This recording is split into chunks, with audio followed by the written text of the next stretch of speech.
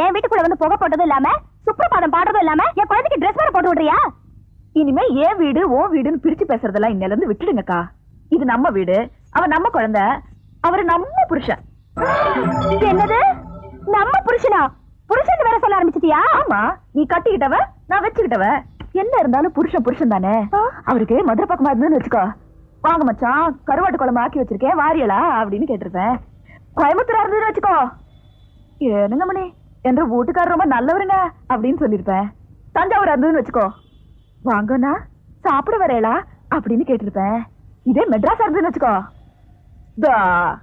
இதுதானே வேணான்றது அப்படின்னு சொல்லிருப்பேன்.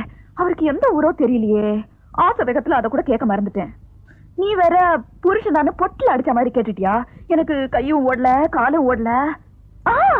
காலு நோண்ட ஞாபகத்துக்கு வருது. அவரு எங்க படுத்துக்கிட்டு இருக்காரு? எதுக்கு? வித்தியாசமா